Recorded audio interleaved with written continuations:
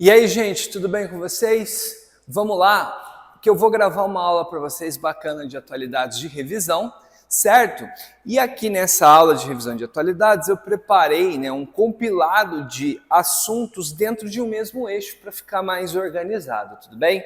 E aí, conforme eu for trabalhando esses eixos, eu vou puxando outros ganchos de temas importantes que foram abordados nos últimos anos. Só um detalhe, galera, quando a gente fala atualidades para Enem, a gente tem que um pouco desconstruir essa ideia da emergência do tema, do último tema, do tema do momento. O Enem não é bem assim. O Enem é uma prova feita com bastante antecedência, eles pegam questões de bancos de dados que são ali feitos ao longo dos anos. Então, atualidades para o Enem não é o fato importante dos últimos meses, não. Na verdade, são contextos e temas discutidos nos últimos anos. Então, é normal você ver em temas de provas do Enem, pautas que foram de 1, 2 anos atrás e ainda são muito atuais. Vou dar um exemplo para vocês. A guerra da Rússia e da Ucrânia, ali é uma guerra que é 2022, ainda é muito atual, e pode acontecer de você não ver na prova especificamente os eventos de 2022 e 2023. Pode ser que você veja a Rússia e a Ucrânia baseado nos acontecimentos que começaram lá em 2014 para cá. Isso é bem legal do Enem, entendeu? Então ele obriga você a entender um processo mais amplo, contextualizar os fatos de atualidades. Ok? Então, basicamente o que a gente vai trabalhar são temas e pautas que reverberam mais do que só por algum tempo, por algum momento ao longo do ano. São pautas e temas que reverberam ao longo de um processo mais amplo na sociedade brasileira e na sociedade global, beleza? E não tem pauta mais atual, não é, do que o que a gente chama de questões ambientais. Aqui envolve saneamento básico, questão do lixo, envolve conferências ambientais, envolve questões de ocupação do espaço amazônico, do Pantanal, a questão das mudanças climáticas, enfim, é um mundo, é um universo de subtemas dentro daqui, beleza? Então é por aqui que a gente vai se embrenhar agora. Bom, para começar, eu trouxe aqui para relembrar para vocês os conceitos de sustentabilidade e desenvolvimento sustentável, né? Isso aqui, galera, eu sempre falo. Isso aqui você pode estar em redação, dependendo. Faz um tempinho que não cai um tema ambiental na redação. Já pararam para pensar? Já pararam para pensar que isso aqui pode ser interessante para esse ano em redação? Pois é. Então, as pautas ambientais são, sim, passíveis de aparecer na sua redação. E se você quer citar legal na redação, fugir um pouco do senso comum, cita a questão da sustentabilidade por esta ótica. O que é o desenvolvimento sustentável? É a conexão desses 3 eixos aqui. Você conectar o eixo econômico, social e ambiental, certo?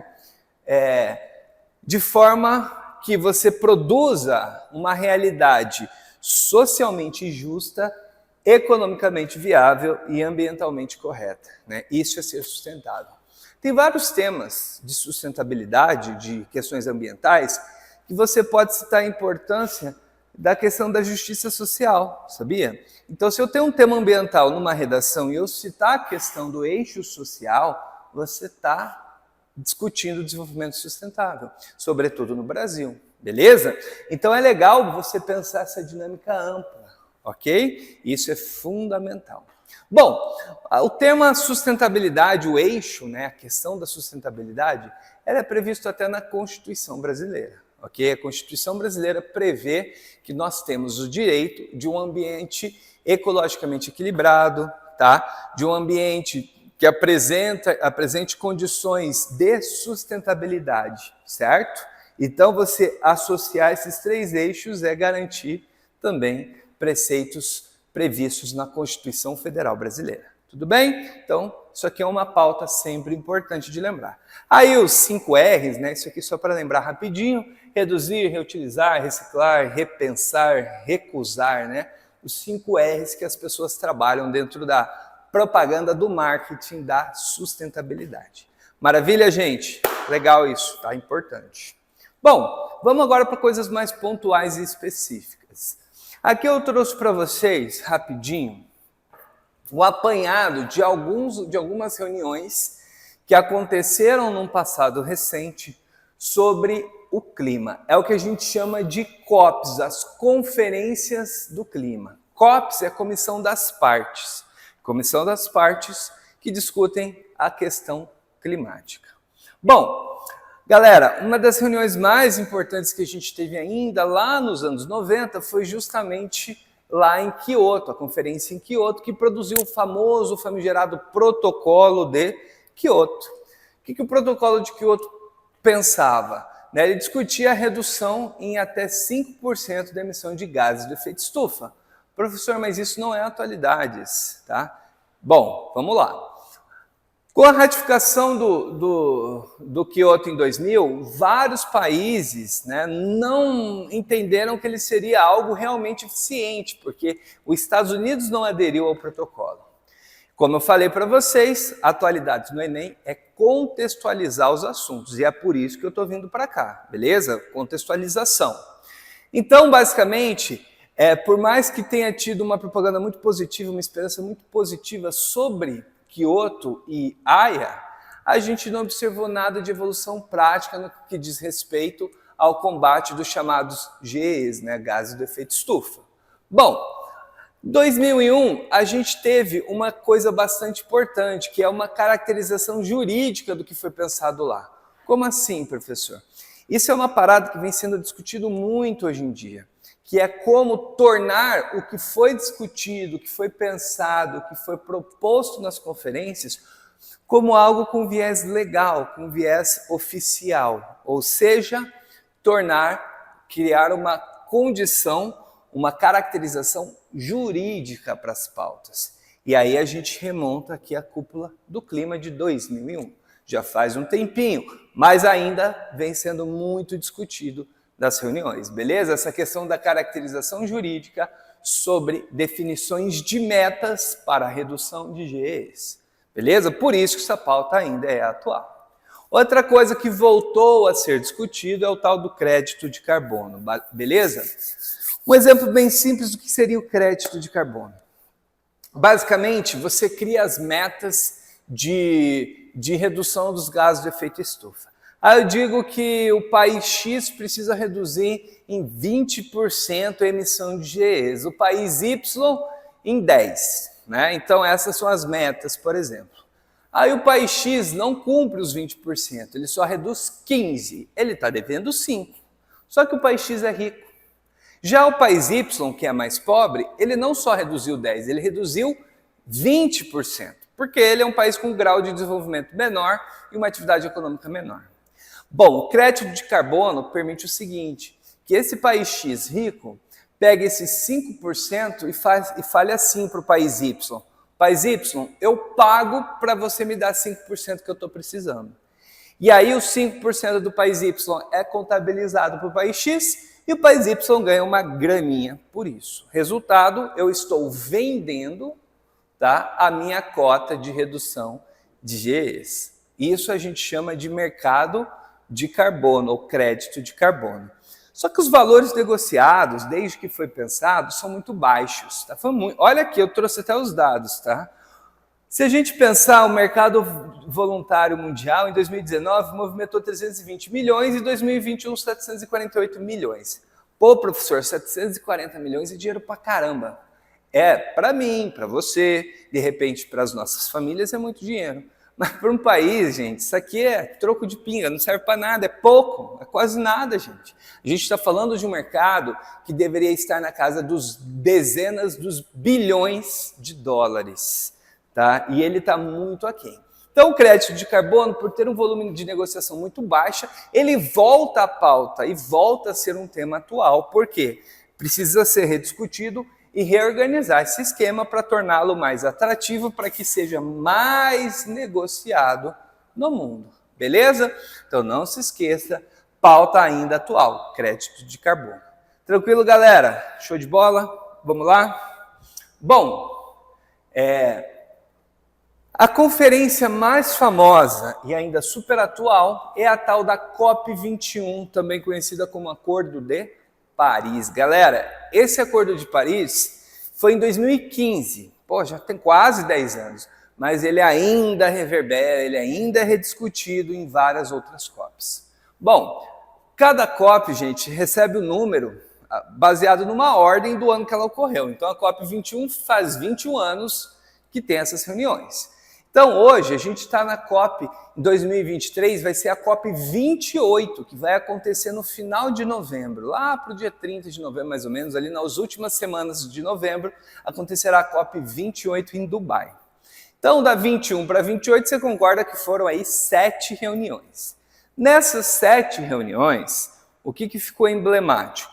O que ficou emblemático é como fazer o que a COP 21 trouxe uma realidade. Então, basicamente, desde a COP 21, na COP 22, 23, 24, 25, 26, 27, tá? Elas vieram discutindo mecanismos de tornar concreto as propostas e as metas estipuladas na COP 21. Por isso, meus caros, que a COP 21, o Acordo de Paris, é sua obrigação lembrar e saber. É pauta vinculante a temas de atualidades, beleza? Então vamos lá. O que diz a COP 21? O acordo determina que 195 países, né? Isso aqui é bem importante. Hajam para que a temperatura média do planeta sofra uma elevação muito abaixo de 2 graus. O que eles querem dizer com isso? Que não pode a Terra ficar mais de 2 graus quentes, em relação ao período pré-industrial.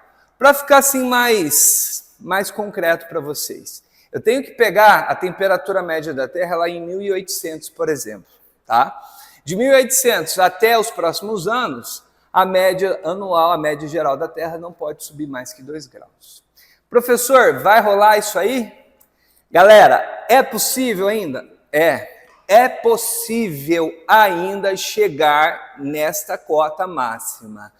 Por isso que desde então esse tema ainda é o tema discutido amplamente nas COPs. Todo ano essa pauta vem, porque a meta ainda é alcançável, então a gente tem que lutar para alcançá-la, por isso é um tema ainda de atualidades, beleza? Bom, mas o esforço era para limitar 1,5 graus. Isso aqui game over, tá? Isso aqui a gente não vai mais atingir. Não acredita-se que conseguiremos atingir essa meta. Essa aqui sim, essa aqui não. Por isso que é urgente discutir a questão. Bom, o Brasil foi bastante ousado na COP21. O que a gente falou? A gente apresentou uma meta de diminuir as emissões de gases de efeito estufa em 37% até 2025 e 43% até 2030, e considerando 2005 como ano de referência. O Brasil, gente, está caminhando para essa meta? A gente está em 23. O Brasil está caminhando? É possível? É. Só que para o Brasil atingir essa meta, a gente tem que trabalhar uma pauta só que a gente vai ver daqui a pouco. Uma questão só, central. Preservação dos espaços naturais. Então, basicamente, o que faz o Brasil, o que fará o Brasil atingir essa meta é o quê? Combater desmatamento e degradação de florestas, ok? É aqui que o bicho pega pra gente. Beleza? Por isso que ainda é uma meta possível. Então, as NDCs, né, ou Contribuições Nacionais Determinadas, né, em tradução, são essas metas, tipo, isso é NDC brasileira. Cada país tinha que criar uma NDC para poder atingir com prazos e datas pré-estipulados, igual o Brasil fez. Então, o Brasil cumpriu o dever de casa. Criou uma NDC ambiciosa, tá? Passível ainda de ser atingida. Tudo depende de como nós vamos lidar com as nossas florestas, e é por isso que essa pauta aparece sempre por aí nas provas. Tranquilo, galera? E aqui eu trouxe para a gente observar alguns dados interessantes sobre a emissão total de CO2. A questão climática, por que ela é urgente, galera? Olha isso. Emissões totais de CO2 por ano. Então, aqui a gente tem um gráfico histórico. Olha aqui, 1850. Lembra que eu falei período pré-industrial? Que eu usei agorinha para falar de 1800, porque é o período pré-industrial. Olha como que a emissão cresceu ao longo dos últimos anos, sobretudo no século XX, né? Aqui, 1950, pós-guerra, explode, né, com a industrialização acentuada nos países emergentes também. E aqui nos anos 90, 2000, ela fica também ainda com um crescimento exponencial. Resultado, nós temos um problema grave. A gente precisa parar, frear essa curva de crescimento. Ok? E aqui são os países com maior acúmulo de emissão do mundo. Essa cor mais escura, tá? É queima de combustível fóssil, ou seja, é quem polui queimando petróleo, gás, né, carvão. E esse combustível fóssil, galera, é muito utilizado para aquecimento de moradias, no caso dos países europeus, né, que tem inverno rigoroso, Estados Unidos, para combustível de veículos, obviamente, transporte, para também produção de energia elétrica, né? Muitas termoelétricas ainda são ligadas, então você tem alto consumo de combustível fóssil. E o verdinho aqui, ó, manuseio de solo, ou seja, questões de floresta, uso do espaço natural. Olha que louco, Estados Unidos, China, Rússia, Brasil é o quarto em emissões de GEs, de gases de efeito estufa. Mas olha que interessante, ele é o quarto nisso e o primeiro em emissão por queimadas, tá vendo? Junto com a Indonésia aqui, ó, o Brasil é o país que mais emite GEs, gases de efeito estufa, por queima de floresta. Por isso que eu acabei de falar para vocês. Para o Brasil atingir as NDCs da COP21, a gente precisa basicamente combater o desmatamento e essa é a pauta central, urgente, do país dentro deste contexto, ok? Olha como que a questão de combustíveis fósseis é pouco expressiva no Brasil, tá vendo? Quase tudo é queima de floresta. Ficou claro para vocês, galera? Então, esse aqui eu trouxe para vocês rapidinho, ali um geralzão da geopolítica ambiental dos temas que vêm sendo discutidos há anos e ainda estão sendo discutidos. Em novembro agora, tudo isso vai ser colocado em pauta. COP27, que foi no Egito ano passado, isso foi botado em pauta. COP26, que foi na Escócia, também foi pautado os mesmos temas. Então, o desafio do mundo é como tornar essas metas já pré-estipuladas algo concreto, viável e funcional, beleza? Uma coisa que é importante de destacar, os países desenvolvidos concordam que eles precisam pagar a conta, porque eles que ferraram o rolê. Entendeu? O que mais gerou prejuízo ambiental foram os países ricos europeus, Estados Unidos, Canadá, Japão, Rússia. Então quem que tem que pagar essa conta são eles, não somos nós, entendeu? Nós vamos trabalhar proativamente para atingir as metas globais porque nós somos responsáveis e somos um país proativo geopoliticamente. Porém, essa conta quem tem que pagar são eles, que destruíram o mundo para enriquecer às nossas custas e agora vão ter que pagar. Entende? Esse discurso é o discurso dos emergentes e tem que ser. Então, agora a grande discussão que vai ser botada em xeque, vai ser botada na mesa agora é: Europa, União Europeia, Estados Unidos, cadê a grana? Essa merreca, 2 bilhõezinhos, Noruega, 2 bilhões, isso aí não paga o almoço, tem que ser mais. Então, isso vai ser uma das principais discussões. Como fazer o dinheiro aparecer. Prometer dinheiro é fácil, mas cadê ele na conta?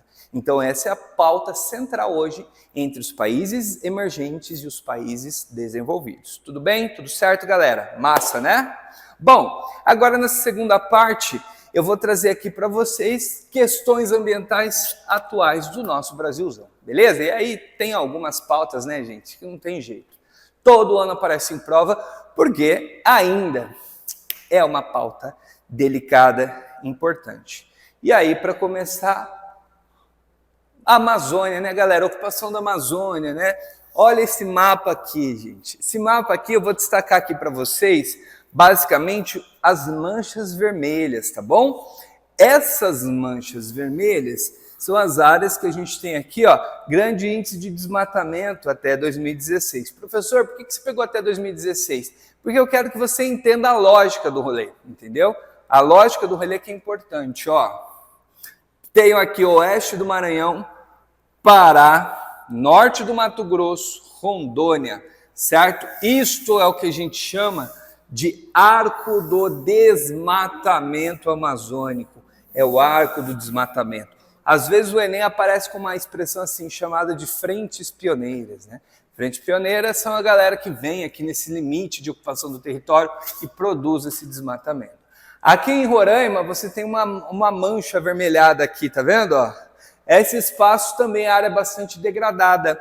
Gente, se liga aqui, presta atenção nesse gancho. Galera, essa pauta aqui é muito, muito passível de aparecer em temas, inclusive até, acho que em redação difícil, porque já foi povos tradicionais aí abordado recentemente, né? Mas a questão das terras Yanomami, galera. O povo Yanomami, o povo indígena Yanomami que ocupa essas áreas. O flagelo Yanomami. No começo de 2023, o mundo ficou chocado com a descoberta de mais de 570 crianças Yanomamis que morreram de subnutrição ou doenças associadas à má alimentação, contaminação por mercúrio e adjacências.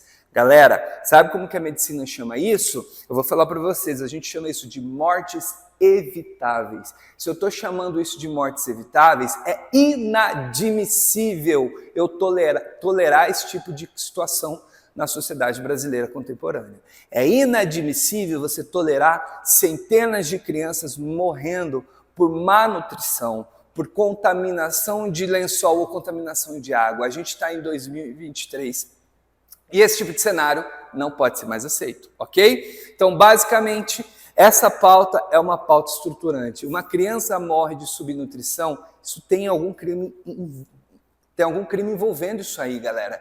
Hoje é inadmissível você pensar isso. Então, por isso, essa questão passa a ser tão grave.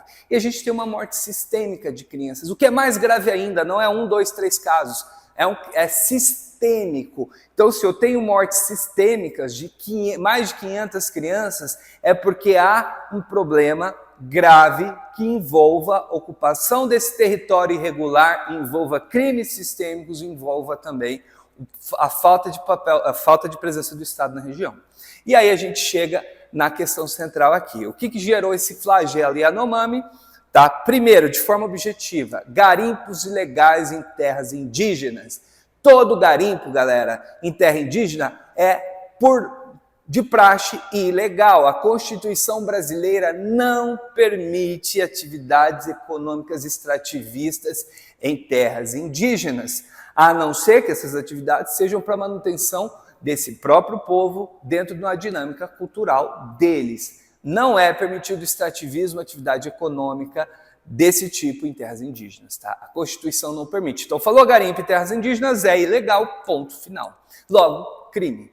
Beleza? E por que esse crime está acontecendo debaixo, tá, da alçada aqui de fiscalização do Exército? Toda essa região aqui, se liga, tá? Isso aqui é geografia vinculante aqui, ó. A essa região a gente tem o projeto Calha Norte, Programa Militar Calha Norte, de ocupação das fronteiras do extremo norte do Brasil. Isso tudo aqui é ocupado e fiscalizado pelo Exército. Por que o Exército não fez nada? Primeiro ponto, o Exército só pode agir se tiver uma orientação direta da Presidência da República, que é o órgão responsável por controlar as Forças Armadas, enfim, definir o que elas vão fazer. Tá? Então, o presidente da República pode definir a ação ou não das Forças Armadas aqui. Isso não aconteceu, tá?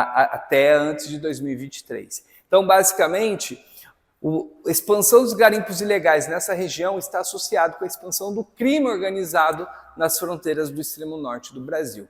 Ou seja, parte do pressuposto que há negligência do Estado, entendeu? Quando eu digo negligência, porque o Estado tem presença lá e não faz nada. Falta de fiscalização ambiental, porque cadê os órgãos de fiscalização? Eles foram desmontados no último governo, é importante lembrar isso, né? Vários órgãos de fiscalização ambiental e de controle de crimes ambientais foram desarticulados, tá? Isso aí é factual, entendeu? Então isso agravou muito o cenário, favoreceu o processo para cometer crimes e o processo burocrático de punição, né? Então o pouco que é fiscalizado, muitas vezes, não chega nas vias de fato, ou seja, eu autuo o infrator, mas lá na frente esse processo não vira nada, entendeu? Então a gente tem uma série de situações graves que envolvem violação de direitos humanos, tá? E isso tem responsabilidade sim do Estado brasileiro, que foi negligente com a situação Yanomami, e é dever do Estado tutelar pelas terras indígenas, ok? Então as terras indígenas são terras de ocupação e de manutenção desses grupos tradicionais, mas quem tem que manter a segurança e garantir a inviolabilidade, ou seja, garantir que essas terras não sejam violadas, é o Estado brasileiro, o governo federal, e ele foi negligente, deliberadamente negligente. Isso pode ocasionar processos também internacionais. Beleza? Isso é importante de destacar. Bom, vamos lá então, galera. Continuando o nosso tema aqui, deixa eu tomar um gole d'água. Ó, alguns pontos. Eu trouxe aqui uma diferença importante que pode aparecer em prova. O que é degradar, tá? E o que é desmatar. Degradação é a perda de qualidade da floresta. Exemplo, eu vou dar um exemplo bem simples. Eu vou acampar no mato. Aí você chega no mato, né? Tem as árvores bonitas e tem uma grama gostosa para você ficar. Beleza? Aquela grama lá, aí limpa, tira toda aquela folha morta, né, que fica fedida às vezes ali do chão, você dá aquela boa limpada, bota uma graminha gostosa para você ficar lá. O que você está fazendo? Você está degradando. Mas está preservado. Não está preservado. Você alterou o espaço natural. Você limpou a área para você ficar. Você manteve as árvores, fato. Mas você limpou aquele chão. Você alterou a lógica e a dinâmica de manutenção daquele solo. Então você degradou aquela área, ok? Você não botou fogo e não limpou toda a área. Você não arrancou as árvores. Mas você produziu um processo de degradação. Então, degradar é quando você perde qualidade, desmatar é quando você suprime a floresta. Tudo bem? Importante de separar. Bom, as principais formas de degradação coloquei aqui para vocês, os garimpos, né? Garimpo, galera, muitas vezes nem desmata, não é igual a expansão da fronteira agropecuária que arranca tudo e mete pasto. Não, às vezes o garimpo vai só degradando o ambiente, aí você olha e fala, poxa, mas aqui tem floresta, por que esse povo tradicional não consegue viver? Por quê? Porque ele vai caçar, não tem caça. Ele vai pescar, a água está contaminada, entendeu? Então é isso que acontece. Então, quando ele vai coletar, aquelas espécies estão degradadas, você não tem mais aquele perfil de fruto ou de alimento. O peixe está contaminado porque a água está contaminada. E é um processo, então, de degradação. Existe a mata, mas não existe qualidade ecológica para sustentar, inclusive, esses povos tradicionais. Isso explica também por que os Yanomamis passaram por esse flagelo, tá? Em função da degradação produzida por garimpos. O fogo, obviamente, né, ajuda a degradar. Extração ilegal de madeira, né? Grandes projetos de hidrelétrica. A gente tem Belo Monte, lá no Pará, Geral e Santo Antônio, em Rondônia, Balbina, que é um projeto antigo e desastroso lá no Amazonas, né? Então você tem vários grandes projetos hidrelétricos na região norte. Rodovias e ferrovias também, e o extrativismo mineral industrial também ajuda a degradar florestas. Tudo bem, gente? Massa, né? Agora aqui, ó, eu vou trazer aqui algumas percepções sobre esse problema sistêmico, né? Combater o desmatamento, não resolve degradação. Eu combato o desmatamento, estou combatendo a supressão da floresta, estou combatendo aqueles incêndios gigantescos. Mas a degradação está lá no meinho, lá dentro, né? Então, não basta apenas combater o desmatamento, a gente tem que combater as atividades que produzem a perda da qualidade ecológica do ambiente, tá? 86% das florestas degradadas não são derrubadas nas décadas subsequentes, olha aí. Ou seja, fica agonizando, né? Fica existindo uma floresta sem qualidade. É mais difícil mensurar o impacto, porém é possível mapeamento e esse mapeamento da degradação é feito desde 2015. Então se liga, tá? É importante. Certo? Olha aqui esse dado, né? Em 2022, mais da metade da degradação foram em áreas públicas, ou seja, a gente tem um problema sistêmico de falta de cuidado das áreas públicas na região amazônica. Então, esse é o cenário geral, beleza? Grave, né, galera? Tranquilo? Vamos aqui mais uma pauta aqui para a gente chegar mais no final. A gente tem o Pantanal. O Pantanal também passou por uma crise ambiental terrível que pode aparecer na prova, tá? A gente teve uma seca gravíssima no bioma, né? De 2019 a 2022, a gente teve uma das piores secas da história do bioma. O Pantanal, né, 65% está no ONS, ele é tombado, ele é patrimônio natural da humanidade, por isso é tão importante. E olha aqui alguns dados que chamaram a atenção. Pior seca, né, dos últimos 47 anos foi em 2020, beleza? 30% do bioma foi queimado, tá? De 2019 para 2020. Só para vocês terem uma noção, até 2020, galera, o Pantanal era considerado um bioma com um índice de preservação de 90%. E de repente, Em um ano, ele queimou 30%. Ou seja, em um ano, ele queimou quase 3 vezes mais do que todo o processo. Ele teve a degradação e desmatamento quase 3 vezes maior de toda a história dele. É gravíssimo, sem precedentes. E é por isso que em 2022, 2023, o bioma Pantanal está em stand-by, está proibido qualquer tipo de licenciamento ambiental na região, está proibido qualquer tipo de atividade nova na região. Por quê? Porque o governo estadual do Mato Grosso do Sul resolveu colocar essa pauta para discussão. Então agora está proibido, nada pode ser licenciado, nada pode surgir de atividade nova no Pantanal. Tá, isso é bom, porque vai preservar, ajudar a conservar e preservar. Enquanto isso, o governo do estado, com a sociedade civil e os grupos de interesse da região, precisam discutir um novo padrão de lei para a ocupação do Pantanal. Tudo bem? Então se liga que isso aí vai ser bastante importante, certo? Bom, e aqui, galera, e o que causa todo esse fogo, né? O que fez pegar fogo? A seca fez pegar fogo? Não, né? A seca agravou o fogo, né? Os motivos do fogo a gente tem aqui, eu coloquei alguns pontos importantes, né? O fogo como ferramenta de trabalho, o que é isso?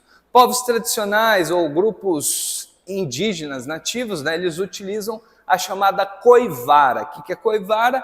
É usar o fogo para limpar a área. Essa prática tradicional ela era permitida, tá? Era. Só que sob determinadas condições específicas. Então a seca era grande, então eles proibiram inclusive a coivar esse fogo para uso tradicional. Por quê? Porque isso agrava o problema. Mas o pior de tudo é o fogo criminoso. São produtores ou criminosos, enfim, grileiros de terra que usam fogo para abrir novas áreas, né? E aí a gente está falando de um crime ambiental, beleza?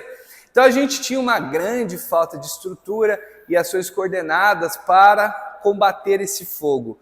Depois dessa tragédia, dessa catástrofe que aconteceu aí de 2019 a 21, 22, foram criadas brigadas de incêndio bastante modernas do Pantanal para tentar evitar que um problema assim, que um novo problema desse tamanho chegue, né? Então, ou seja, a solução vem sempre depois, né? Infelizmente, beleza?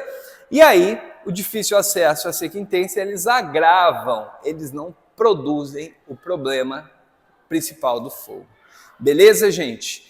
Galera, outro tema aqui importante são a seca dos rios, né? E aqui eu trouxe umas tábuas para você comparar a seca no Rio Paraguai. A hidrovia do Rio Paraguai é fundamental, né? Principalmente o trecho ali de Corumbá, que liga até o Paraguai mesmo, que depois vai ligar até a Argentina.